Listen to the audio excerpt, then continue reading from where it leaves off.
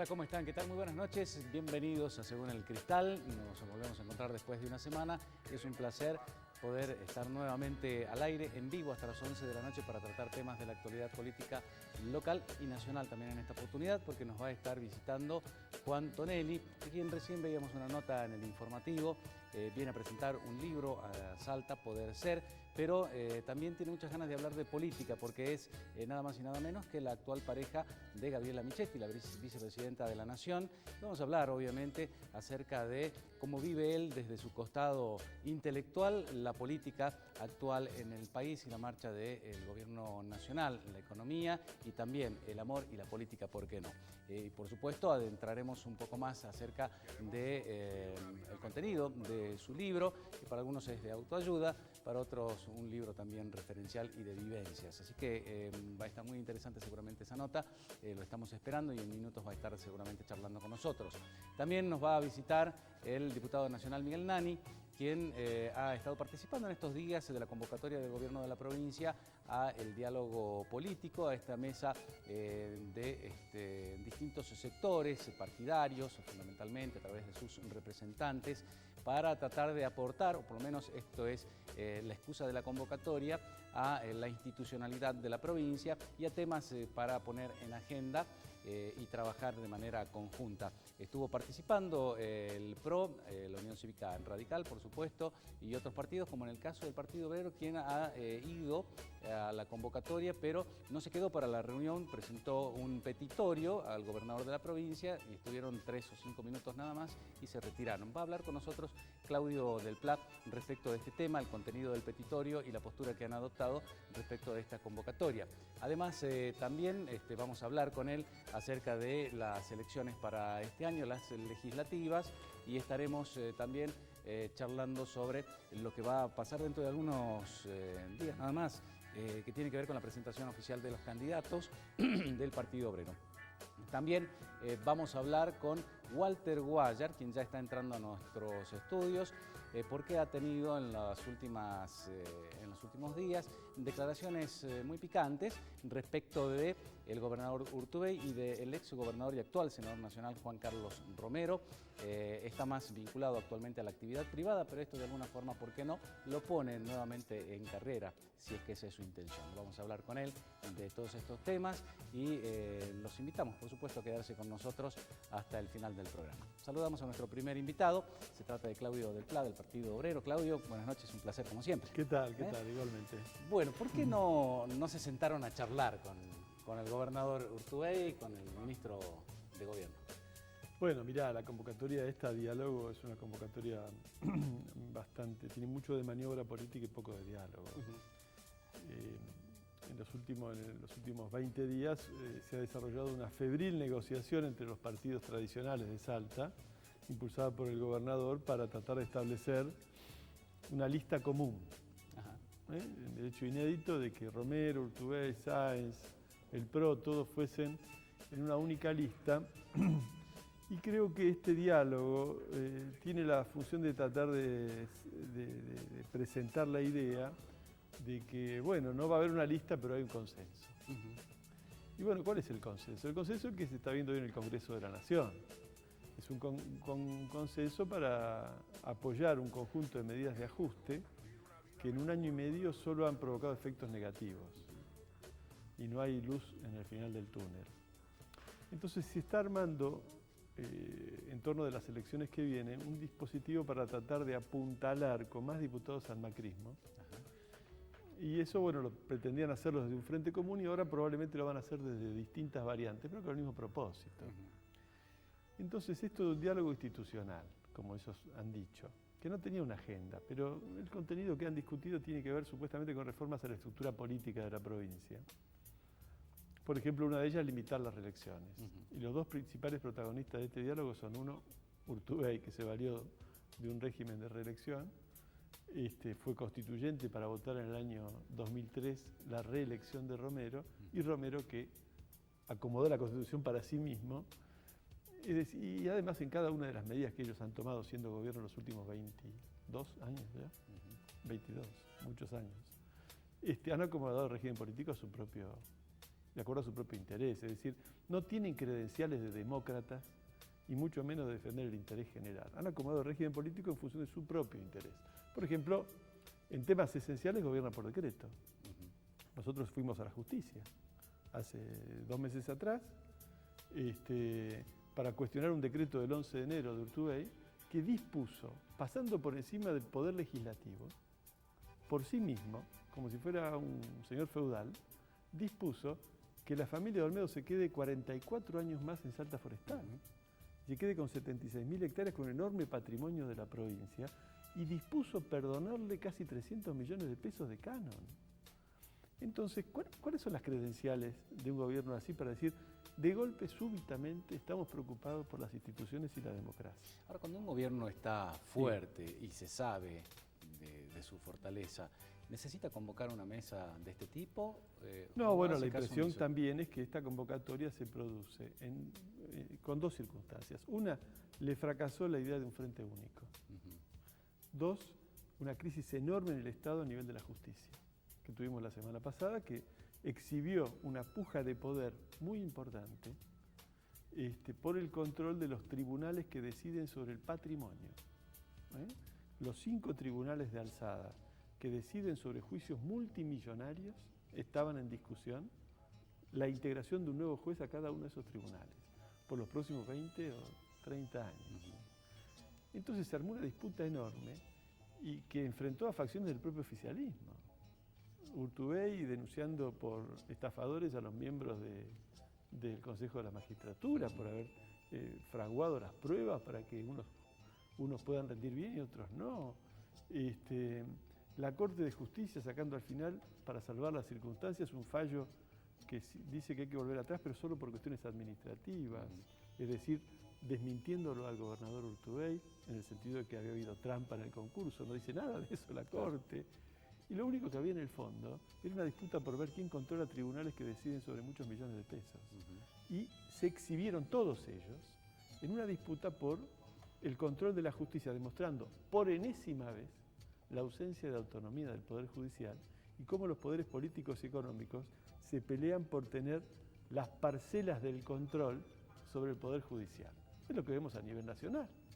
No vemos a la justicia, ¿no es cierto?, investigando al gobierno anterior y parando todas las causas contra el gobierno actual, demostrando la dependencia absoluta que tiene. Es decir, la corruptela del gobierno anterior hay que investigar, la corruptela de este gobierno se clausuran las causas en 2 días.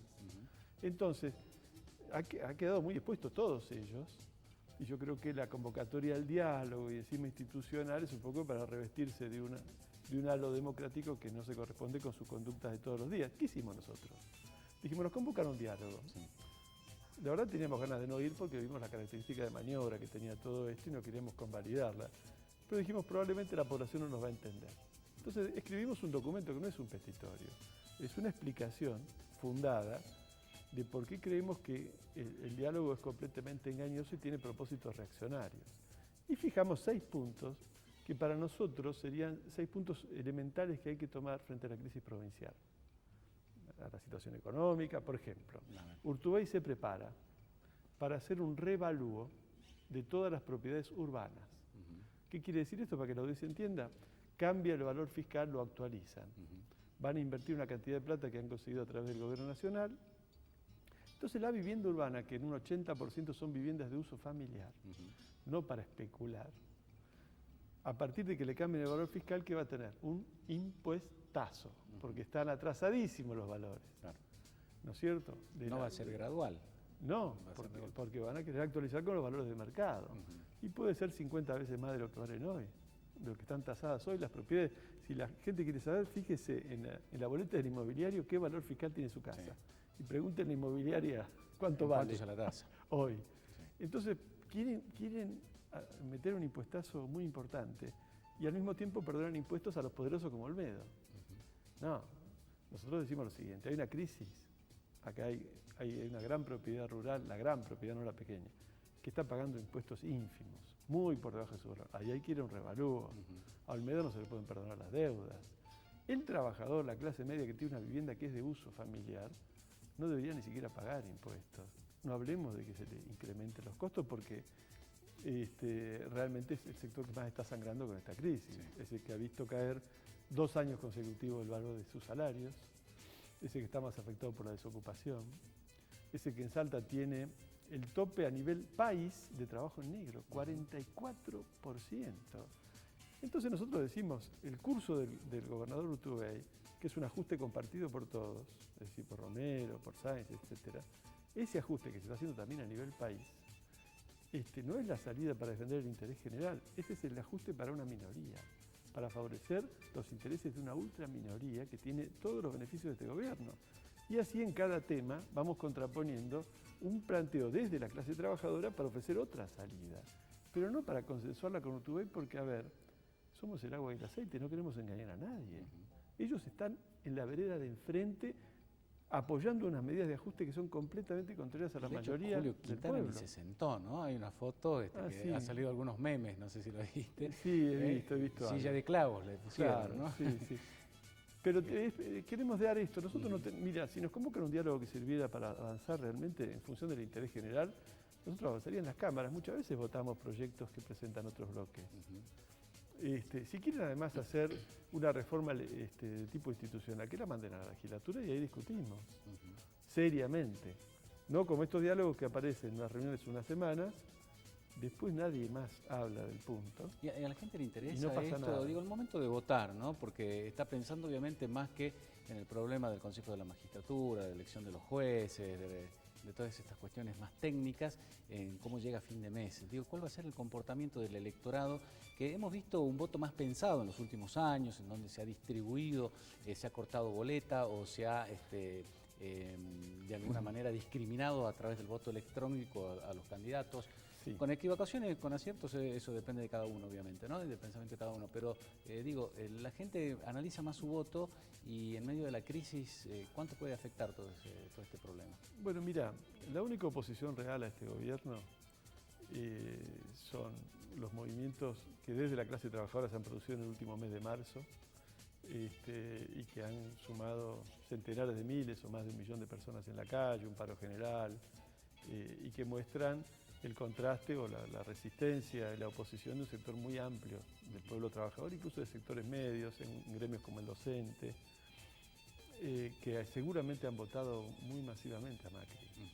Es decir, es todo un dato de que en los hechos, por lo menos si no hay una ruptura política, ya hay una señal de que una parte muy importante del pueblo ve que crece la especulación, cae la actividad económica, bajan los salarios, hay negocio para los que tienen plata. Es decir, un tipo que tiene plata viene a la Argentina y hace una tasa en dólares que no consigue en ningún lugar del mundo. No hay ninguna inversión productiva, casi ninguna. Los sectores que están reactivados, incluso, porque algunos están reactivados. En el campo. Por ejemplo, el campo, o por ejemplo, en Salta los ingenios. Pero son los que más intensamente están aplicando ajustes. Por ejemplo, el ingeniero tabacal, que recibió todos los beneficios del Estado, el año pasado provocó 74 días de huelga por querer rebajar los salarios de sus trabajadores. Ahora estamos en las puertas de un nuevo conflicto porque el año pasado no pudo y quiere intentar de nuevo. Para reactivar el petróleo en Neuquén le dan a las compañías extranjeras el triple del precio internacional. Es decir, que la Argentina podría importar mucho más barato de lo que le va a costar comprarle la producción a los de vaca muerta. Y eso además establece un altísimo nivel del precio de los combustibles. ¿Cómo va a reactivar la economía con combustibles tan caros? Entonces, incluso lo reactivado plantea una cantidad de contradicciones muy grandes para la economía y no sale de esta línea general de ajustes contra el trabajador. Después no hay señales de progreso. Entonces, yo creo que una parte muy importante del pueblo que puso su expectativa aquí está replanteándose una adhesión política y creo que quienes gobiernan, tanto Urtubey como Macri, están tratando de que el pueblo se desmoralice. Entonces, como Menem en el 92, pretenden que la gente acepte o diga, bueno, esta es la única vía posible. A ver, tenemos que aguantarnos este ajuste porque no hay otra posibilidad. Están empeñándose en derrotar a los trabajadores que enfrentan estas medidas, incluso ahora cada vez con más medidas represivas, ¿no es cierto? Entonces están queriendo crear una situación de desmoralización en el pueblo y bueno, desde la izquierda planteamos lo contrario. Nosotros que estamos progresando de manera importante en el movimiento popular, tenemos un gran protagonismo, planteamos la idea de unir a la clase trabajadora y a la izquierda para ofrecer una alternativa política distinta en oposición a este ajuste. En Salta lo vamos a explicar todo el tiempo y le vamos a decir a la gente que no espere las elecciones. Nosotros creemos que los derechos hay que defenderlos ahora, porque el ritmo de ataque a nuestros derechos es muy intenso. Nosotros, por supuesto, vamos a ofrecer una alternativa electoral, pero creemos que sería negativo que el pueblo simplemente se siente a esperar los resultados electorales. De hecho, van a estar oficializando los candidatos dentro de pocas horas, ¿no? El 4. El 4. El jueves 4. ¿Van a hacer algún adelanto aquí en Según el Cristal de No, los candidatos o no? Mirá, ¿Van a esperar al 4? No, Pablo López encabeza nuestra lista de diputados nacionales, eso está muy claro. Venimos de un Congreso Nacional muy importante que debatió estos problemas, pero queremos hacer el anuncio, y ya tenemos nuestros candidatos, ya hemos discutido también una conferencia en Salta, anticipamos lo de Pablo, pero sobre todo queremos presentar el jueves que viene porque vamos a tener también un manifiesto. Es decir, que los candidatos vamos a hacerlo, también voy a hacerlo, vamos a ser candidatos de una idea política. Y en el Partido Obrero la gente va a poder votar una trayectoria y una idea para enfrentar esta crisis, y un partido político. Y vamos a desafiar a algunos de los otros que se presentan, si son partidos, si tienen una trayectoria para defender y un programa para enfrentar esta crisis. Esa esperamos que sea la discusión. Muy bien, el 4 vamos a estar charlando de vuelta Bárbaro. Entonces acerca Con gusto. de este manifiesto y de los candidatos que va a ofrecer el Partido Obrero entonces en el menú electoral de este año. Muy bien. Muchas gracias, Claudio, por haber Hasta venido. Esta es una nueva oportunidad. Vamos a la pausa, ya seguimos.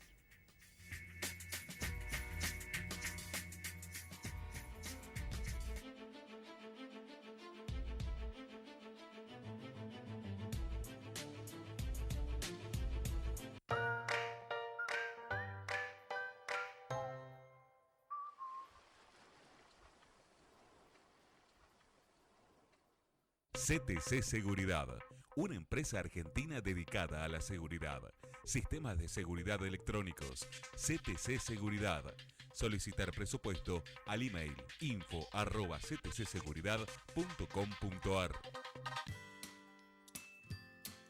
Al día con las noticias. Al día con la información. Al día con tus reclamos y necesidades. Al día con el primer informativo de la mañana. Con la conducción de Valeria Jury y Pablo Rivadavia. Al día, de lunes a viernes a las 7 por Canal 4.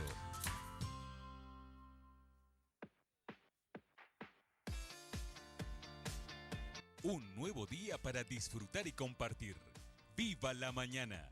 Cecilia Batista, Francisco Sagristá y Valeria Salín te informan, entretienen y actualizan. Deportes, móviles en vivo, reportajes y la buena onda de siempre. ¡Viva la mañana! De lunes a viernes, de 8 a 10 por Canal 4.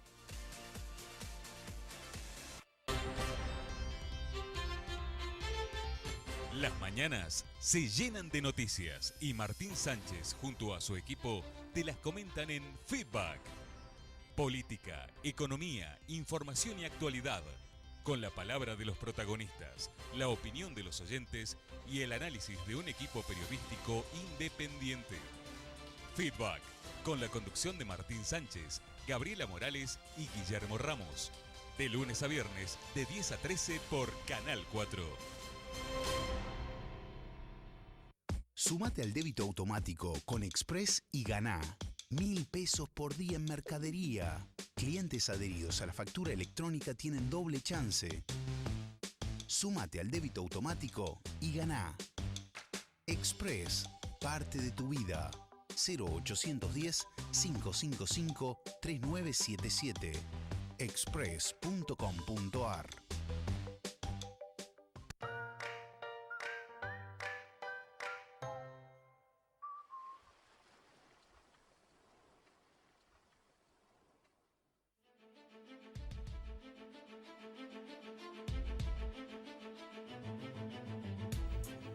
Continuamos en Según el Cristal, estamos en el segundo bloque y recibimos a Walter Guayar. Walter, un gusto tenerte en el programa otra vez. ¿Qué tal? Buenas noches. Hace Buenas mucho noches tiempo a todos, que gusto. no charlábamos, y un poco porque estás más vinculado a la actividad privada que a la política en sí, pero charlábamos fuera de aire esperando también que las condiciones, ¿no?, para poder participar nuevamente en política, que es tu verdadera vocación. Sí, yo en política participo siempre desde la opinión, cada vez que la puedo emitir, ya sea en una reunión, en una charla de familia, en un café, o cuando un medio de comunicación me da la oportunidad de fijar mi pensamiento, mis convicciones, la fijo claramente, y eso es política. No, por ahí se entiende como política si estás en un cargo. Claro. La verdad que yo empecé a hacer política cuando no tenía edad para hacer nada. Constitucionalmente no tenía posibilidad de hacer nada y sin embargo hacía política y era un dirigente joven, pero que estaba discutiendo y debatiendo en la mesa de los grandes dirigentes de esa etapa del inicio de la democracia. Y hoy sigo discutiendo, fijando posición y tengo claros conceptos, los conceptos a los que yo acompaño y por los cuales milité toda una vida en la política, y por eso sé bien por qué un peronista de verdad no puede estar acompañando a un dirigente como Mauricio Macri. Claramente.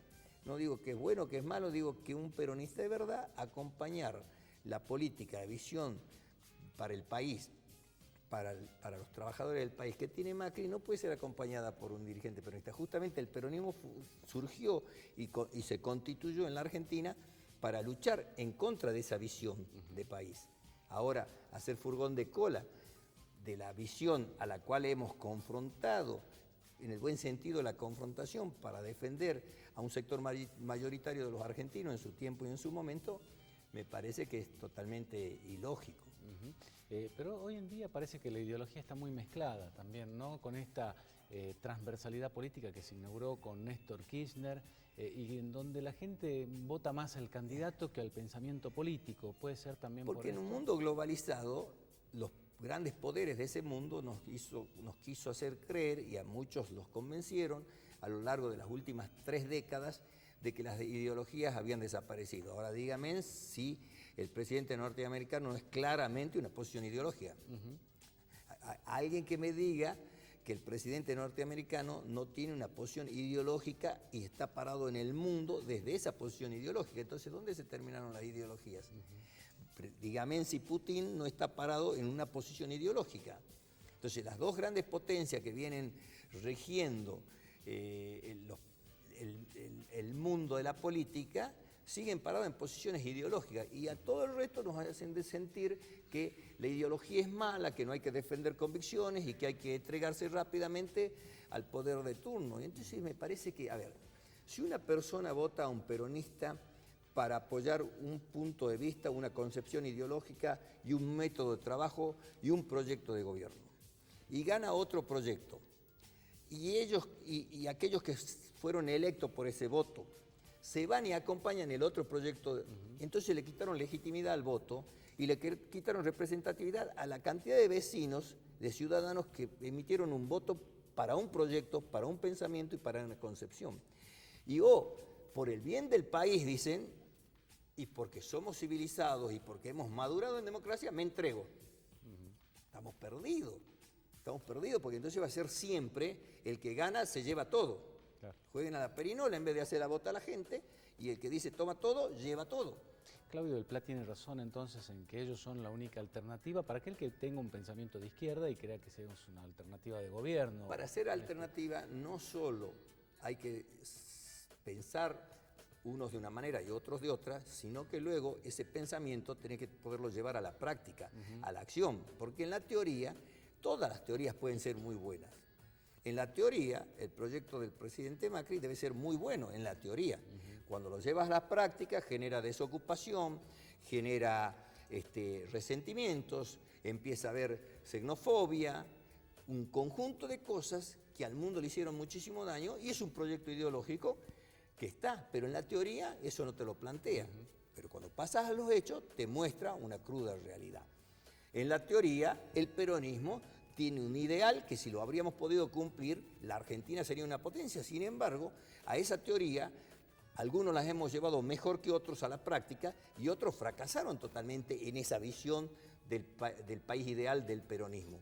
Lo mismo seguramente la Unión Cívica Radical, un partido centenario. Entonces, en la teoría es fácil. El partido que representa Del Plat y que conduce Del Plat debes en la teoría tener todas esas virtudes que tienen los demás partidos, pero luego tenés que tener proyectos de gobierno no teórico, sino práctico, que involucra a la gente y que la suma a la gente en ese proyecto. Y hasta ahí han tenido una muy buena elección hace unos años atrás, 2013. pero luego han vuelto a tener un núcleo duro, firme, fuerte, son doctrinarios, son ideológicamente bien parados, tienen una buena labia, tienen una verba, militan, pero se consolidan en ese núcleo fuerte, ¿no? Entonces, para hacer una alternativa hay que romper ese núcleo.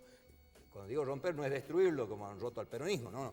Es consolidar ese grupo y crecer abarcando muchos más pensamientos. ¿Es cierto que el peronismo murió con Perón? Porque cuando uno habla de peronismo puede decir Carlos Menem, puede decir Néstor Kirchner, Cristina, ¿cuál es el un movimiento peronismo amplio. El peronismo es un movimiento tan amplio que tiene un centro muy fuerte, pero también tiene un extremo que se va hacia la izquierda y un extremo que se va hacia la derecha. Cuando ese extremo, tanto de la izquierda como de la derecha,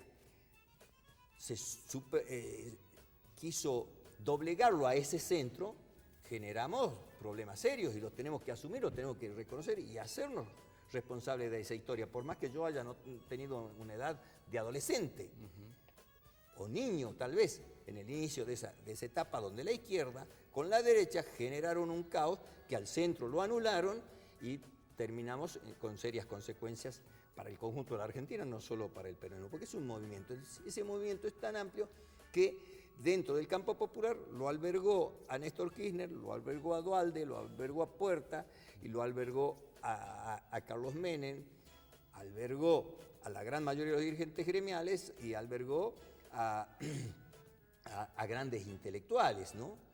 Y sobre todo consolidó siempre un gran movimiento juvenil que iba por una revolución en paz.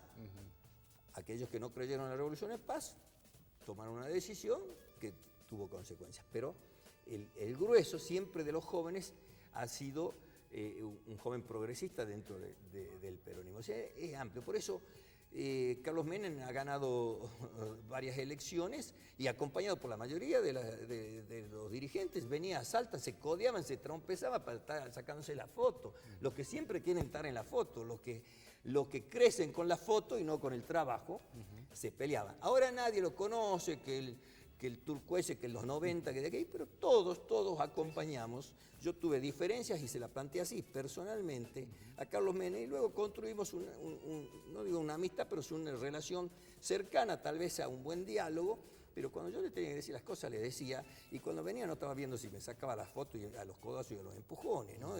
Venía Menem y como cuando viene la procesión del Señor de la Virgen del Milagro.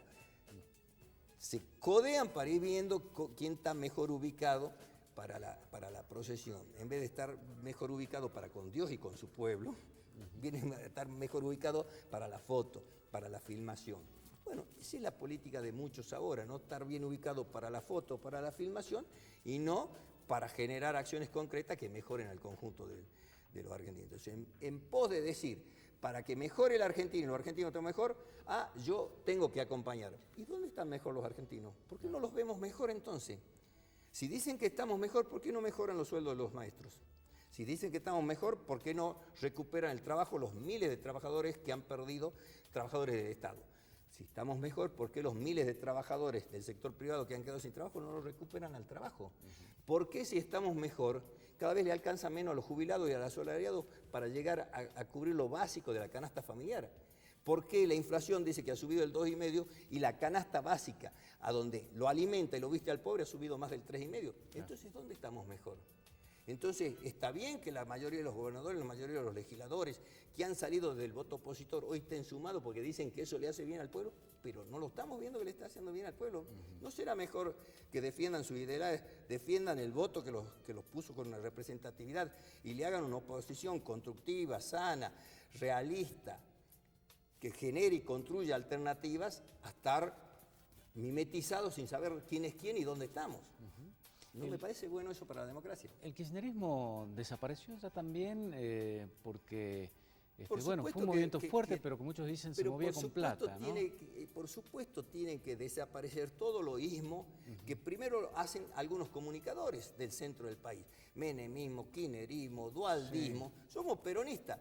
Viene alguien y dice el guayarismo. Y entonces ya es guayarismo. El romerismo. Y después dicen que nosotros hemos creado el guayarismo, hemos creado el romerismo, el urtubesismo, o el menemismo, el dualdismo, el kirchnerismo. No, los comunicadores le dicen, se queda el sello y la gente ya te pone como esto, como el otro, pero es el peronismo. Y en ese tiempo, en ese momento, estaba Duhalde y todos laburábamos para Duhalde porque éramos peronistas. Y la oposición era oposición. A Duhalde lo consolidábamos los peronistas y la oposición, la Unión Cívica Radical, la derecha del país, la izquierda del país, estaba en la vereda del frente. Y eso me parecía bueno. Estaba Alfonsín en el gobierno y el peronismo estaba en la vereda del frente. Y eso me parecía muy bueno. Estar en la vereda del frente no quiere decir desearle el mal, ¿no? Es fijar posiciones distintas, las cosas que pensamos distintos y aunar criterio en las cosas que teníamos que aunar criterio. Y hasta cuando teníamos disidencias, por ejemplo, un ejemplo concreto, el BIGL, a donde el Partido Justicialista a nivel nacional fijó una posición y el Partido Justicialista a nivel provincial, con Roberto Romero a la cabeza, fijó otra posición, fuimos atrás de la posición, convencidos que la posición del presidente Alfonsín era más positiva y la acompañamos y nadie nos dijo nada porque acompañamos una posición que buscaba evitar guerras, que buscaba fraternidad entre países hermanos y resolver un problema. Estábamos más allá de ver quién ganaba una elección o quién se posicionaba. Pero como no hubo coincidencia, actuamos a conciencia. Esto está bien, pero cuando actuamos a conciencia para que el beneficiado sea el político de turno, no la gente, empiezo yo a dudar de que sea bueno que claudiquemos o bajemos la cabeza o nos encolumnemos así, porque si no, porque dicen que eso es ser maduro y democrático, ¿no? Hablaste de Duhalde y no pude dejar de recordar la traición de Néstor Kirchner al apoyo que inicialmente le dio Duhalde a la candidatura de Néstor, ¿no? Y trazaba el parangón con Salta, ¿no? Con lo que pasó también en tu candidatura a gobernador, que se perdió por muy poquito. Y hace poco escuché nuevamente la palabra traición. ¿Te sentiste traicionado por Juan Carlos Romero? Yo hablé de que hubo sectores del poder, y cuando hablo del poder no es solo de un poder partidario, de un poder del gobierno, sino de poderes reales que existen en las sociedades, poderes reales, muy fuertes, a veces más fuertes que la política, que buscaron que quien hoy habla no gane la elección y jugaron fuertemente. Pero está todo bien, porque si pensaban distinto, no se sentían representados y no me tenían la confianza, está muy bien que trabajen y fortalezcan a quienes le tenían confianza. Esto está claro, eso está bien. ¿Cuándo está mal? Cuando te dicen una cosa y te hacen otra. Cuando te modifican las reglas. Y siempre en pos de que es mejor para el pueblo, pero siempre las reglas las modifican a favor de. ¿No? Entonces, ¿qué dije yo? Calladito, por eso creo que no tienen buena memoria el actual gobernador y el anterior gobernador, no tienen buena memoria, porque yo di la batalla que tenía que dar en las elecciones, la justicia determinó un resultado que lo discutimos en la justicia, por eso hablo de la justicia, porque lo discutimos en la justicia varios días.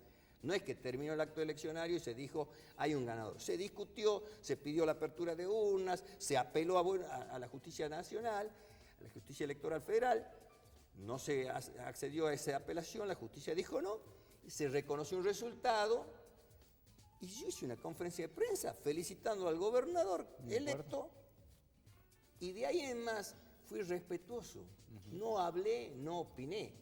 ¿Cuándo hablaba?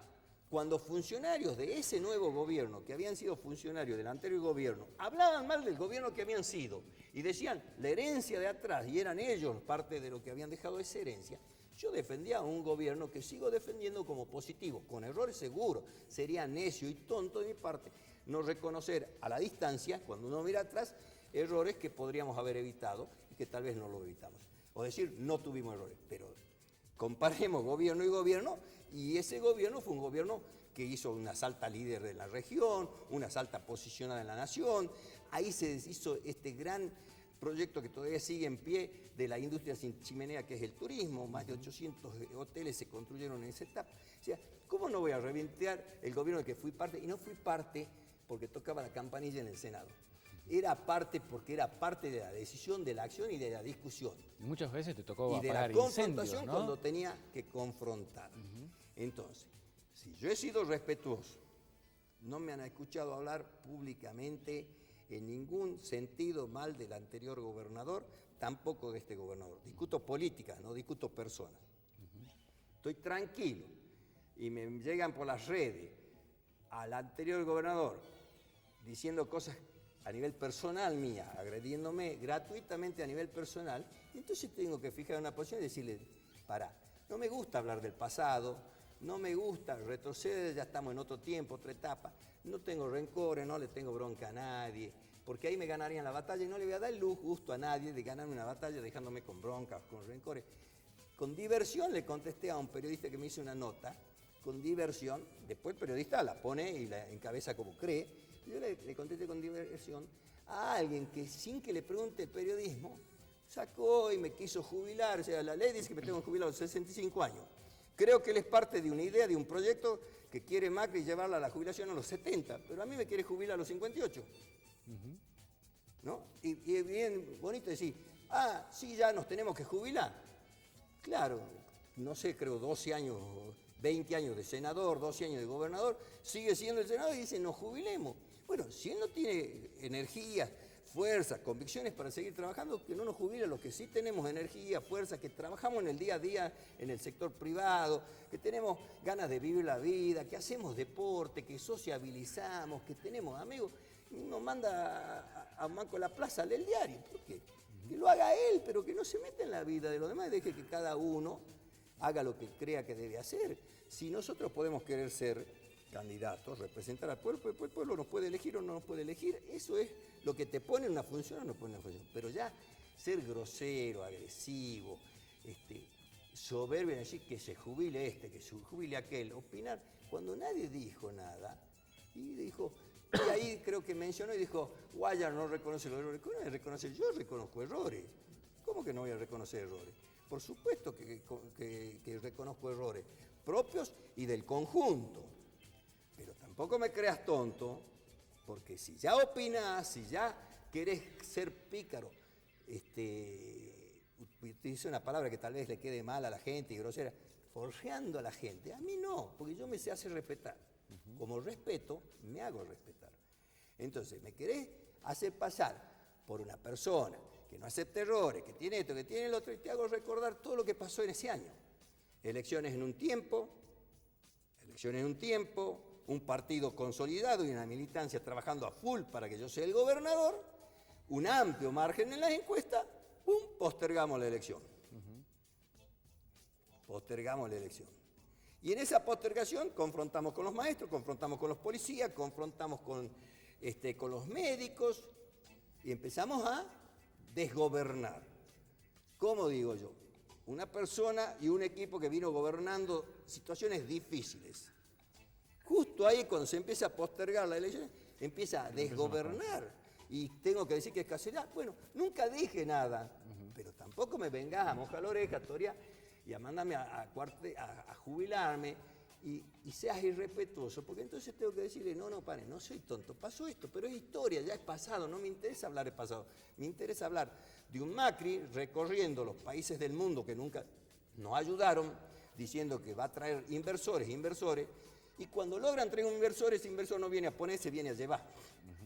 Así de clarito. Entonces, dejen de hacer creer que cada vez que él sale a recorrer el mundo y se sienta con los príncipes, con las princesas, con los reyes y con el jet set del mundo poderoso, luego vienen inversiones y nos hace a nosotros felices en el país de las maravillas. No. Cuando llegan a venir esas inversiones, traen uno, se llevan 10. ¿No? Entonces, no quiero ser parte cómplice estando callado diciendo, no, qué bien, lo veo al lado del presidente de la Unión, qué bien, viene la riqueza norteamericana a nosotros, lo veo al lado del rey de Holanda, qué bien, viene la plata de Holanda a nosotros, lo veo con españoles, a los españoles, en la etapa de Menem, muchas empresas gerenciaron los españoles, ¿nos quedó algo? ¿Nos dejó algo? ¿Generó desarrollo?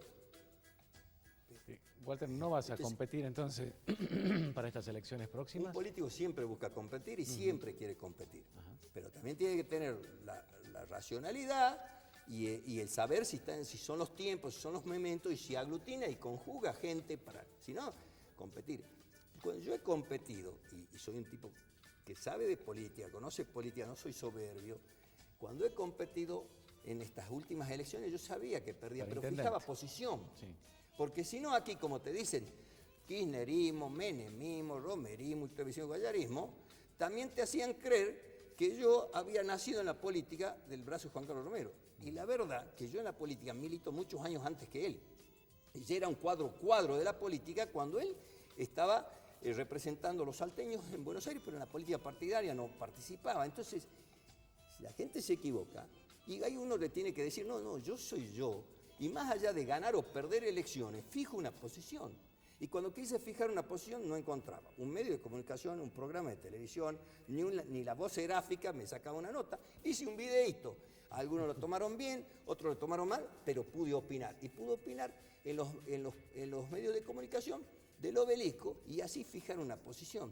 No era para ganar una elección, era para mostrarle a muchísima gente, sobre todo a los jóvenes, que cuando hay que dar pelea, no hay que fijarse en el resultado. Las peleas hay que darlas.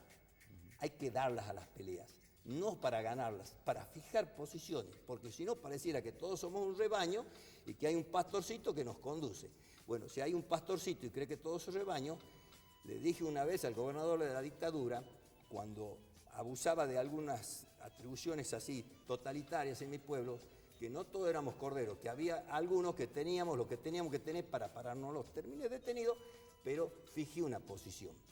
Entonces, no todos somos corderos y que la gente sea buena y tenga paciencia y tenga sueños y esperanza y entonces le dé un crédito a los gobernantes, no quiere decir que son corderos, no quiere decir que son tontos, no, tienen esperanzas, creen y quieren seguir creyendo, entonces no los subestimen, pero tampoco crean que nos pueden venir a torear. Vuelvo a repetir, yo laburo, me dice, ¿ha vuelto al sector privado? Nunca dejé de trabajar en el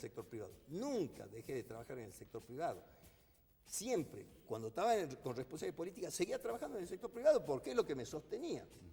Así que sigo trabajando en el sector privado como siempre. Hoy no tengo un cargo institucional elegido por el voto de la gente, como fui casi el 99% de los cargos que yo tuve, elegido por la gente. Pero voy a hablar de política. Me diste una oportunidad de hablar de política, vine a hablar de política. Y no vengo a hablar de pasado, vengo a decirte que en este presente hay un proyecto que yo no comparto y tengo todo el derecho de no compartirlo. Todo el derecho de no compartirlo. Y tengo todo el derecho de poder opinar y decir por qué no lo comparto. Y por eso no estoy ni desestabilizando, ni buscando un golpe, ni mucho menos. Porque cuando Alfonsín se puso riesgosa la democracia, no riesgoso para Alfonsín, para los argentinos se puso riesgoso. Yo hice los kilómetros de las montañas, en medio de la neblina, para llegar y estar en la plaza defendiendo la democracia y vivándolo a Alfonsín, porque había que fortalecerlo en ese tiempo y en ese momento. Mientras otros estaban escondidos en sus casas. Yo estaba ahí en la plaza, defendiendo un presidente constitucional, opositor, pero constitucional. Y luego le daba batalla en lo que le tenía que dar. Y estoy hablando de un señor presidente como Ricardo Alfonsín. Walter, siempre un placer hablar política con vos. Seguramente va a ser un año intenso, evidentemente desde lo político, así que te estaremos invitando nuevamente al programa para opinar. Muchísimas gracias. Va a ser un gusto hablar hacia adelante y no estar recordando cosas que tengo que recordar para demostrarle que no somos tontos, que no estábamos con los ojitos llenos de la caña. Veíamos bien la situación, pero somos democráticos de verdad, maduros y priorizamos al conjunto y no a la individualidad. Hasta una nueva oportunidad, Walter. Gracias. Muchísimas gracias. Hacemos una pausa, ya estamos con Miguel Nani.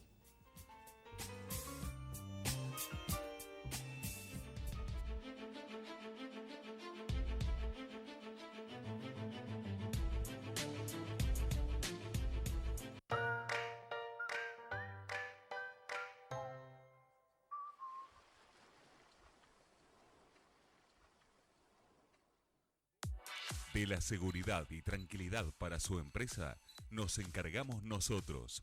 CTC Seguridad, custodias móviles, seguridad física y privada, sistema de seguridad electrónicos. CTC Seguridad. www.ctcseguridad.com.ar. Teléfono 421-6060.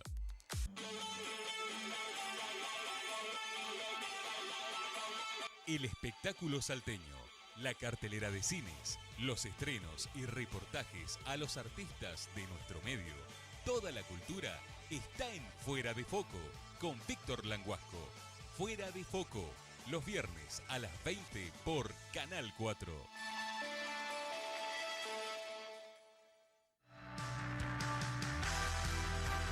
El espíritu aventurero vive en la pantalla de Canal 4. Sergio Valdés te lleva a vivir los deportes extremos junto a hermosos paisajes y experiencias compartidas en viajes inolvidables. Aventura Express, con la conducción de Sergio Valdés, los viernes a las 22 por Canal 4.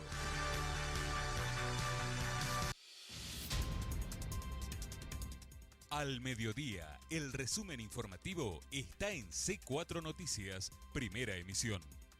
Lo que pasa en Salta, noticias locales, panorama nacional e internacional, deportes y el análisis de los especialistas. C4 Noticias, primera emisión, con la conducción de Valeria Jury y Agustín Gómez Augier, de 13 a 14 por Canal 4. Sumate al débito automático con Express y ganá 1.000 pesos por día en mercadería. Clientes adheridos a la factura electrónica tienen doble chance. Súmate al débito automático y ganá. Express, parte de tu vida. 0810-555-3977. express.com.ar.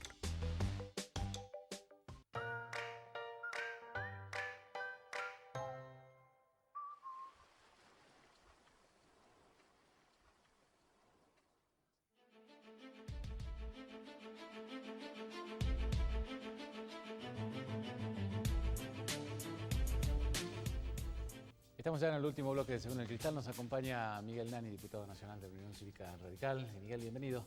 ¿Cómo estás, Gracias Agustín? por estar Gusto. recién llegado de Buenos Aires. Así es. ¿Trabajando allá? Sí, bueno, tuvimos sesión el día de ayer. Trabajamos mucho y queremos sancionar una ley de registro para los violadores sexuales. Así que estamos en eso. Sesionaremos también dentro de una semana, así que trabajando bastante. Bueno, hay una demanda por parte de la sociedad con el tema de seguridad, fundamentalmente, ante los últimos hechos que se han dado en distintos puntos del país y que han exigido, de alguna forma, que leyes de esta naturaleza se aceleraran, ¿no? Porque había muchos proyectos que estaban demorados en el Congreso. Sí, bueno, uno advierte que hay una escalada en la inseguridad, ¿no? Yo veo lo que se está secuestrando de droga, de cocaína en la provincia, creciente, la inseguridad relacionada con el narcotráfico, ¿no? En mi Cafayate natal, un hecho inédito, secuestramos 120, 100 kilos de cocaína, eso es una barbaridad inédito, ¿no? Claro. Te habla de... Uno lo espera en Orán, en Tartagal, sí, pero en Cafayate no. grave. Sí. Y bueno, y después el tema de los reincidentes sexuales, de los violadores. Y estamos trabajando mucho. Yo pertenezco a la Comisión de Justicia, a la Comisión de Derecho Penal, y yo creo que se abre una bisagra, un clic, ¿no? Con todos los casos que hemos visto, y el Congreso rápidamente está reaccionando, ¿no? ¿Se le van a cortar finalmente los beneficios a aquellos que cometan delitos graves? Vamos a eso, estamos en camino a eso. De hecho, la semana que viene vamos a modificar la ley de... ¿Hay consenso en este sentido? Sí, mucho. Porque hubo una manifestación de los presos, obviamente, ¿no? De algunos familiares para que no pierdan estos beneficios, pero... Yo creo que, Agustín, que hay que ver, toda la esfera de la seguridad, lo que está pasando.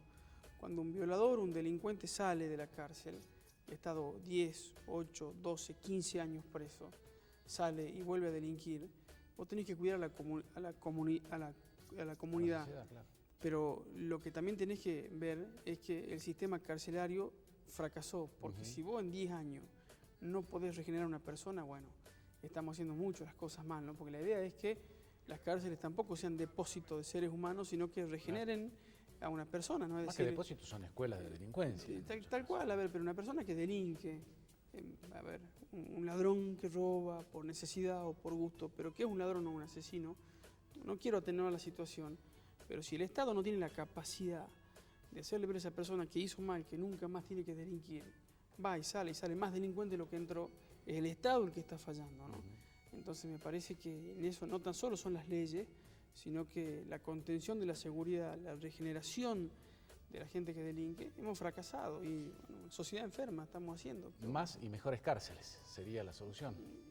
Yo creo que tener que ser mejores cárceles, un mejor sistema de seguridad. Porque también hay hacinamiento, ¿no? Y esto no favorece. La mayoría de las cárceles se vive de manera Vos visitás inhumana. una cárcel y es un verdadero espanto, ¿no? La verdad. Mucho se habla de quitarle derecho a los presos. Yo digo, un preso que comete, un ilícito menor o mediano, tarde o temprano, sale de la cárcel. Entonces los que estamos afuera tenemos que replantearnos qué queremos hacer, ¿no? Yo creo que tenemos que apostar a un sistema carcelario de mejor calidad, ¿no? Eso no significa que vamos a malcriar a los delincuentes. Creo que el paradigma es otro, es decir, que una persona que ha delinquido va a salir, va a convivir con nosotros y va a estar en nosotros a ver qué capacidad le dimos de regenerarse, ¿no? Hay que hacerse cargo de muchas cosas.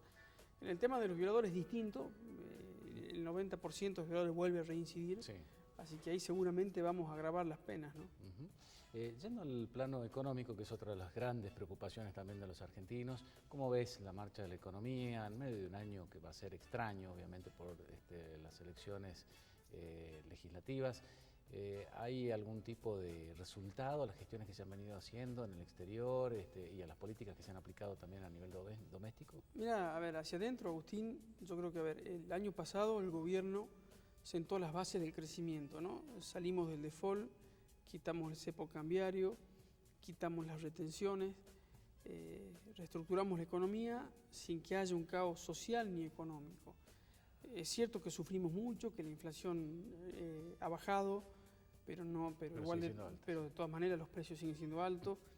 El error de las tarjetas de crédito, de ponerlas con interés, o que los comercios sinceren ha sido un error, se ha vuelto atrás a eso. Pero esos sacrificios hacen, por ejemplo, que hoy, más allá de las dificultades que hemos pasado y que estamos atravesando porque es duro llegar a fin de mes, esos sacrificios hacen que hoy se den estos créditos hipotecarios inéditos en la historia argentina, muy provechosos, y yo creo que la economía empieza a girar, ¿no? De hecho, hoy escuchaba, así como el INDEC marcó altos índices de pobreza, así como marca la inflación que no nos gusta escuchar, o los índices de pobreza que después nos critican, pero es nuestros propios organismos lo que nos están diciendo. Ese propio organismo dice, por ejemplo, que la construcción subió abruptamente este mes y el mes pasado. La compra de cemento, de hierro, bueno, esos son parámetros que la economía lentamente se va acomodando. Del otro lado seguramente nos dirán, bueno, pero yo no llego a fin de mes. Claro. Es cierto, pero la economía, la recuperación no es pareja. Lo que sí digo es que ya hay fuertes indicios que la rueda de la economía empieza a girar, ¿no? Y esto, obviamente, siempre hablamos que la gente vota también con el bolsillo, ¿no? Marca el humor social en las urnas de acuerdo a cómo le va con la economía, con su economía domiciliaria, doméstica, ¿no?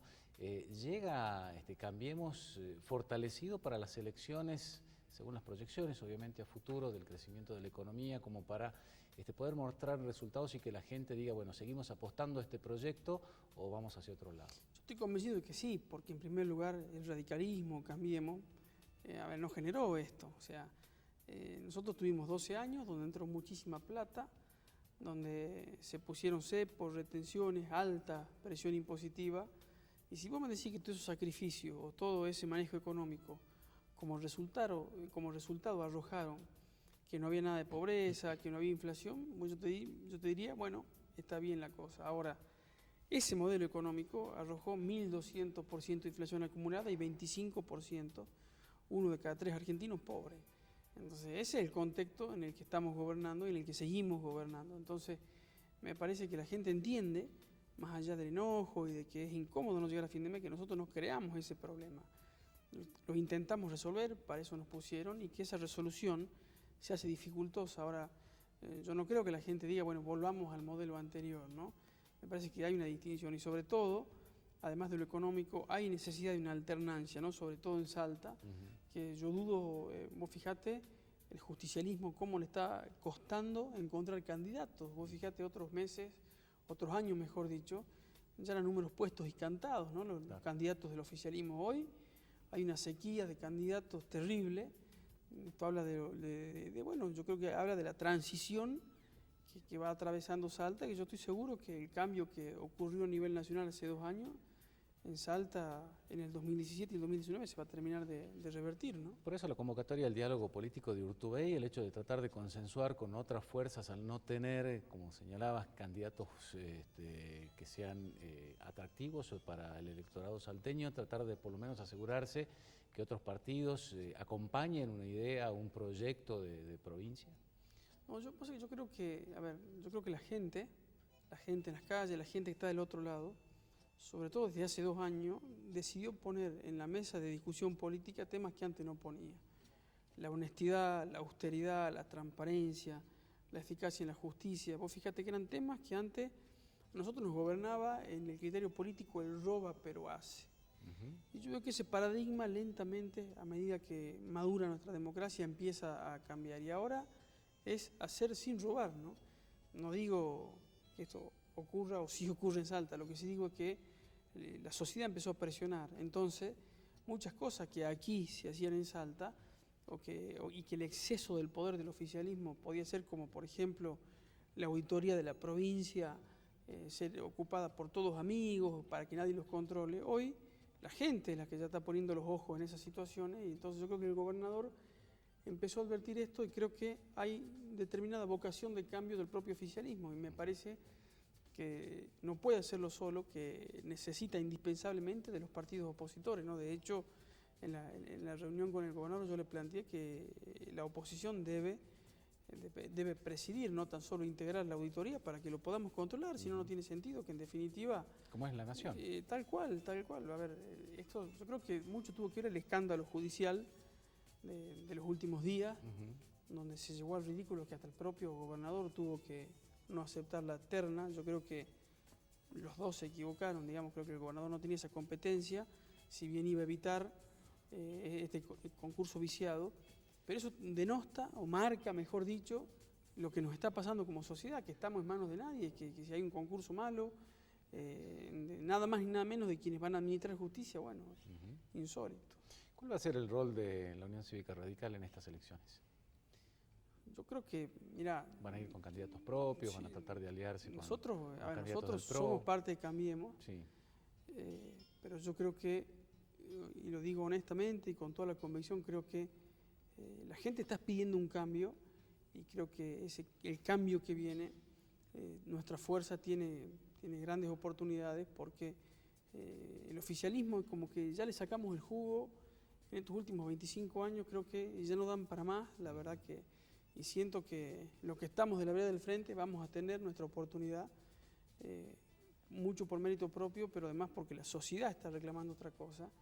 Y hace como 20 años que no teníamos al radicalismo unificado, unido. Y venía intervenido, además el partido, con muchos problemas internos. Y estamos estamos con los 11 jugadores para salir a la cancha sin ninguna lesión, con los botines nuevos, la camiseta limpita, así que la verdad que estamos muy bien. Por último, Miguel, vuelvo al plano nacional, porque siempre se comparó que la Argentina iba camino a Venezuela, ¿no? Y hoy vemos una Venezuela muy convulsionada, con un presidente que evidentemente no reacciona ante una realidad que se le ha venido encima, salvando las distancias, ¿no? La idiosincrasia, la cultura y la historia de cada uno de los países.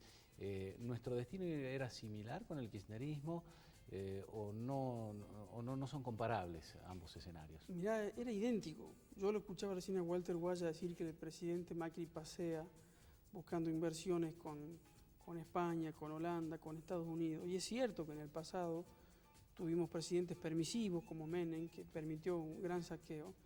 Pero yo me pregunto, ¿dónde hay que buscar las inversiones? ¿En Irán, en Venezuela o con estos grandes países que tienen grandes capitales?